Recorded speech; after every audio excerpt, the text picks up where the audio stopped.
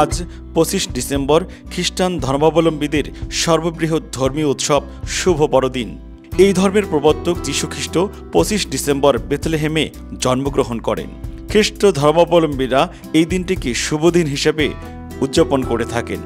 খ্রিস্টান সম্প্রদায়ের মানুষ বিশ্বাস করেন সৃষ্টিকর্তার মহিমা প্রচারের মাধ্যমে মানবজাতিকে সত্য ও ন্যায়ের পথে পরিচালিত করতেই প্রভু যিশুর পৃথিবীতে আগমন ঘটেছিল।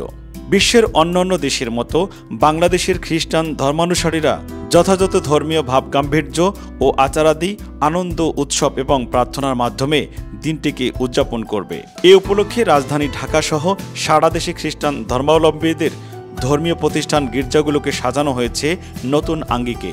এছাড়াও সন্ধ্যা থেকে বিভিন্ন গির্জা এবং তারকা হোটেলগুলোতে ব্যবস্থা করা হয়েছে আলোকসজ্জার। পাশাপাশি এই দিন রাতেও প্রার্থনার আয়োজন করা হয়েছে। অপরদিকে এদিন অনেক খ্রিস্টান পরিবারে কেক তৈরি করা হবে, থাকবে বিশেষ খাবারের আয়োজন। এছাড়াও দেশের অনেক অঞ্চলে আয়োজন করা হয়েছে কীর্তন ও ধর্মীয় গানের অনুষ্ঠানের। খ্রিস্টান সম্প্রদায়ের অনেকেই আত্মীয় স্বজনের বাড়িতে বেড়াতে যাওয়ার জন্য বড়দিনকে বেছে নেন।